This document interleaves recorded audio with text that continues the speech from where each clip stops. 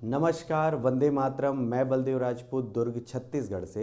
आज हम लोग बात करने वाले हैं फर्स्ट मीन वैल्यू थ्योरम या लैग्रेंजी थ्योरम, या इसी को हिंदी में लैग्रांज थ्योरम के नाम से भी हम जानते हैं। इससे पहले मैंने रोले का थ्योरम, रोलेस थ्योरम जो है वो अच्छी तरह से एक्सप्लेन किया हुआ है पुराने वीडियोस में।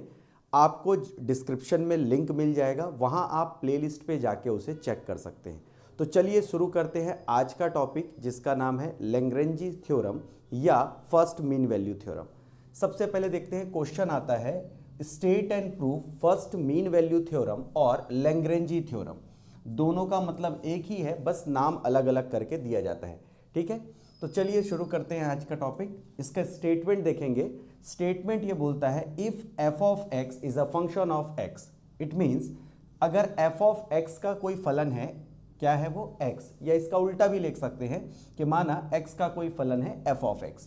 फर्स्ट स्टेटमेंट ये कहता है कि f of x is a continuous at closed interval, मतलब f ऑफ x समवृत्त अंतराल a b पर संतत है। ये वाला जो बड़ा ब्रैकेट जो लगाते हैं उसका मतलब होता है ये सेट क्लोज्ड है। सिमिलरली सेकंड जो इसका स्टेटमेंट है वो कहता है f of x a b पर अवकलनीय है। ए बी पर यहां पर देखिएगा एक वर्ड यूज करता है विवृत अंतराल, इसका मतलब होता है ओपन सेट। तो एफ ऑफ एक्स जो है वो ए बी जब ओपन सेट होगा तो उस कंडीशन में डिफरेंशिएबल होगा। और यहां पर एक चीज याद रखिएगा कि अगर इसको डिफरेंशिएबल बोला गया है तो एफ डैश एक्स का जब आप वैल्यू निकालोगे तो उस कंडीशन में या तो एक्स के बराबर आप झाई ले सकते हो, अगर आपको झाई लिखने में कोई समस्या है तो एक्स की जगह आप सी भी यूज कर सकते हैं। इसका स्टेटमेंट जो होता है एफ डैश झाई, और मैंने यहां पे लिखा हुआ है F dash C is equal to होता है F of B minus F of A upon B minus A. यहां पर ध्यान देने वाली बात यह है कि क्वेश्चन में आपको बी भी दिया रहेगा और ए भी दिया रहेगा, बस हमको ये प्रूफ करना होता है कि एफ डैश झाई का जो वैल्यू आता है वो ए और बी के बीच में आता है। तो चलिए इसका प्रूफ देखते हैं। Consider phi of x is equal to f of x plus a x. मान लेते हैं कि फाई ऑफ एक्स एक एलिमेंट है जो एफ ऑफ एक्स और ए एक्स का सम है, where small a is a constant, means small एक अचर राशि है। एफ ऑफ एक्स और ए ऑफ एक्स अगर इन दोनों स्टेटमेंट के थ्रू जाएं तो अगर ये दोनों कंटिन्यूअस होंगे तो उस कंडीशन में फाई ऑफ एक्स भी कंटिन्यूअस होगा। अगर ये दोनों डिफरेंशिएबल होंगे तो उस कंडीशन में ये फाई ऑफ एक्स भी क्या होगा, डिफरेंशिएबल होगा। सेम स्टेटमेंट को यहां लिखता है कि F of x A x दोनों ही क्रमशः क्लोज्ड इंटरवल ए बी पर कंटिन्यूअस हैं और ओपन इंटरवल ए बी पर डिफरेंशिएबल हैं। इन दोनों का सम है।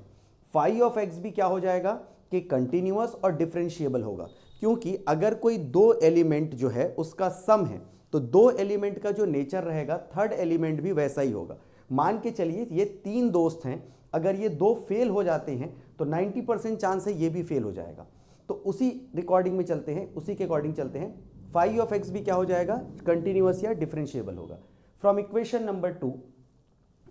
नंबर टू से एफ ऑफ ए और एफ ऑफ बी को आपको लेना है इक्वल। रोले के थ्योरम में भी लगभग ऐसा ही होता था।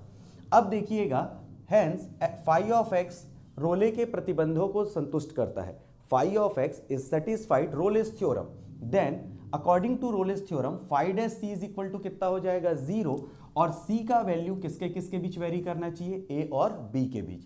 तो यहां पर देखिएगा हमने जो इक्वेशन नंबर 1 में लिया था इसी वैल्यू को यहां रिपीट करेंगे, इसको डिफरेंशिएट करेंगे, अवकलित करेंगे, तो ये हो जाएगा फाई डैश एक्स, ये हो जाएगा एफ डैश एक्स, ये हो जाएगा ए। एक्स का डिफरेंशिएशन होता है 1, तो इसको नहीं लिखेंगे। अब एक्स को हम लोग रिप्लेस कर देंगे सी से, आप चाहो तो इसकी जगह झाई भी यूज कर सकते हो। एफ डैश सी प्लस ए, इक्वेशन नंबर 4। अब इक्वेशन नंबर 3 और 4 से अपन ध्यान देते हैं।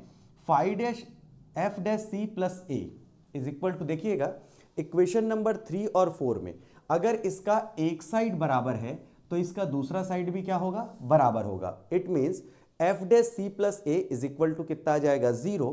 ए को मैं इधर रखता हूं, इसको इधर ट्रांसफर कर दूं तो हो जाएगा माइनस एफ डैश सी, इसको क्या दे दिया, इक्वेशन नंबर 5।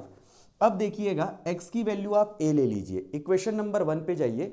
इक्वेशन नंबर 1 पे क्या है, जहां जहां पर भी आपको x दिखाई दे रहा है उसकी जगह आपको क्या लेना है, a। तो कितना हो जाएगा यहां से आपका value, phi of a is equal to f of a plus a. Again x is equal to आपको क्या लेना है b। It means equation number 1 में जाइए आप और जहां जहां पर भी आपको x दिखाई दे रहा है उसकी जगह b ले लीजिए। तो यहां पर हो जाएगा f of b is equal to phi of b is equal to f of b plus A B. According to Rolle's theorem f of a और f ऑफ b दोनों इक्वल होते हैं। हमने क्या किया, f ऑफ a का पूरा value जो हमने इक्वेशन नंबर 6 में निकाला था उसको पुट कर दिया। देन इक्वेशन नंबर 7 में जो हमने f ऑफ b का वैल्यू निकाला था उसको पुट कर दिया। f ऑफ a और f ऑफ b वाले टर्म को हम एक साइड ले आएंगे और इसको हम इधर ले जाएंगे। तो ए बी माइनस क्या होगा, ए ए, इन दोनों से कॉमन निकल जाएगा कैपिटल A, और कैपिटल A का वैल्यू अगर आप ध्यान दें तो हमने निकाला हुआ है। कैपिटल A का वैल्यू अगर आप देखेंगे इक्वेशन नंबर 5 में, तो इक्वेशन नंबर 5 से माफ कीजिएगा, इक्वेशन नंबर 5 से यहां पर वैल्यू आ जाएगी एफ डैश सी। अब देखिएगा अगर मैं इन दोनों को इंटरचेंज कर दूं तो सामने माइनस आ जाएगा और ये माइनस इस माइनस के साथ क्या हो जाएगा, कैंसल। एफ डैश सी बचेगा अपना F of B minus F of A upon B minus A. अगर आप ध्यान दें तो this is required Lagrange's theorem, या यही लैग्रांज का प्रमेय है, या यही आपका फर्स्ट मीन वैल्यू थ्योरम या प्रथम मध्यमान प्रमेय है। तो ये जो पूरा कॉन्सेप्ट है वो फर्स्ट मीन वैल्यू थ्योरम या लैग्रेंजी थ्योरम का है। इस उम्मीद करता हूं आपको ये लेक्चर पसंद आया होगा और इस लेक्चर के माध्यम से मैं इस टॉपिक को आपको एक्सप्लेन कर पाया हूँगा। तो उम्मीद करता हूं आपको ये वीडियो पसंद आया हो। मिलते हैं अगले वीडियो में, तब तक के लिए जय हिंद, वंदे मातरम।